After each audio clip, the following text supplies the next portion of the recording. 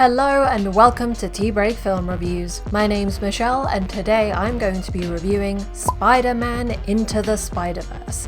In a franchise bloating with Spider-Men that all kind of look the same, this animation gives us something new. So hold your radioactive spider and hear me out.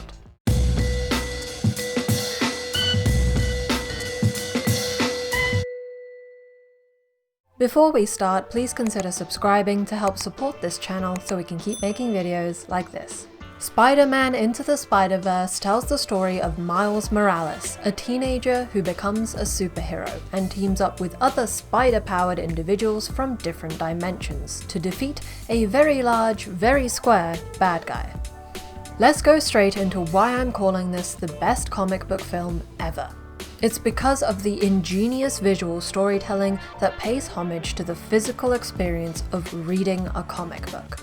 If you have not already seen the behind-the-scenes video on Wired's YouTube channel called How Animators Created the Spider-Verse, then I highly recommend you do it. It is so interesting. This animation is a creative feast with layers upon layers of detail. Let me go through a few of my favorite examples. In a live-action film, to direct the audience's eyes, you'd usually utilize depth of field, with important things being in focus and everything else blurry. However, the animators here wanted every frame to look as if it could be in a comic book, vivid and crisp. So what they did instead was to have less important areas have color bleeds that look similar to how a comic book looks if it's misprinted. Another wonderful thing they did is to have what they call pop frames, especially during action sequences, where the animation becomes purely hand-drawn, as if from a simple comic book. In some instances, these were also combined with onomatopoeic descriptions such as punk and snicked. These pop frames were a great way to highlight specific movements and moments during a scene for the audience, and they were also a very clever transferal of comic book techniques that work really well on screen. The last example I'll give is how they conveyed character development through how they animated the movement.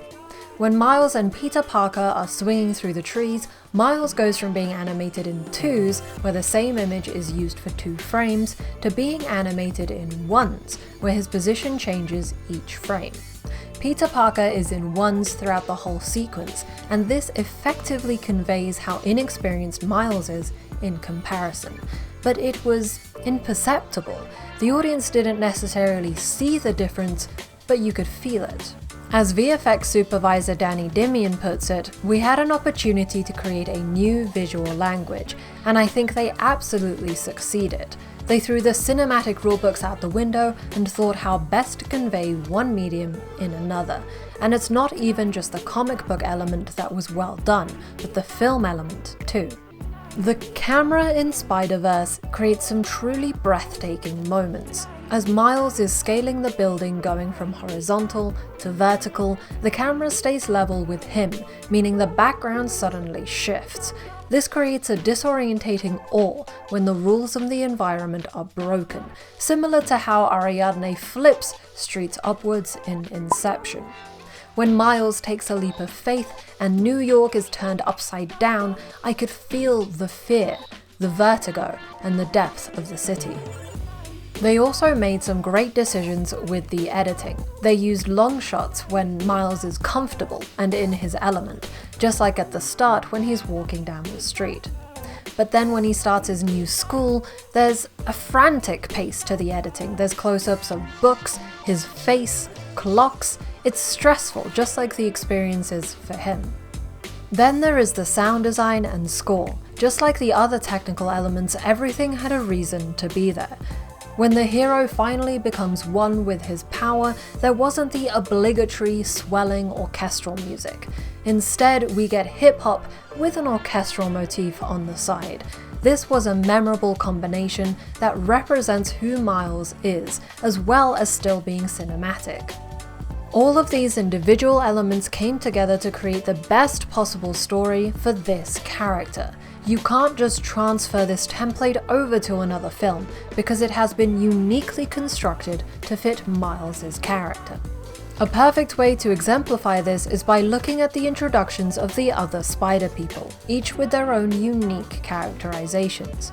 Noir Spider-Man had this jazz, soundscape, black and white color, and dramatic camera angles that elongated the shadows.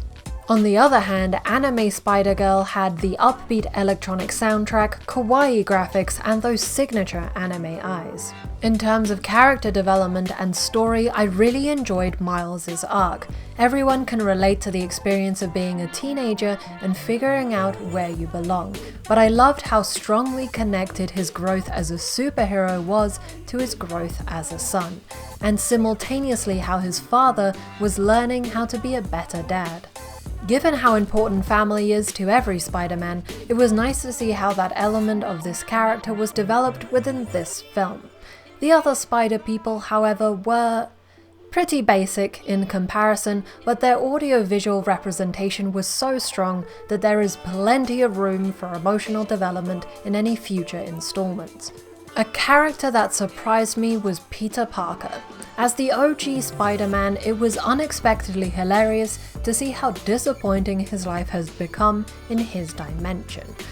We're used to seeing Peter Parker in love, young, and being super heroic, not pigging out on takeaway and being grumpy about Mary Jane. It reminded me of the bitter, middle-aged Wolverine we get in Logan, a superhero film I also thoroughly enjoyed. I think in both cases, seeing the harsh realities of what having superpowers looks like made me better connect to the characters. It felt like the opposite end of the hero journey. Rather than a teenager discovering how to use his powers, we get these middle-aged heroes figuring out how best to distance themselves from their powers. There is just so much to this film, and I have barely touched the surface. It is the kind of animation that gives so much to the audience, both young and old. Unlike Logan, Spider-Verse would absolutely inspire a kid's imagination in dreaming of becoming a superhero, just like Miles Morales. But I would also describe it as a grown-up animation. It references so many styles, eras, and facets of various media that it is a treat to try and spot them all. Spider-Man Into the Spider-Verse is a unique addition to the superhero genre. Endless creativity is woven into the fabric of this animation, breathing life into a stagnant franchise.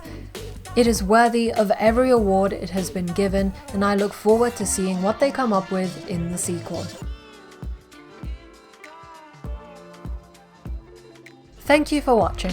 Please like this video if you enjoyed it, subscribe and hit the bell icon if you want to see more videos, and comment with your thoughts on the topic. Who is your favourite Spider person?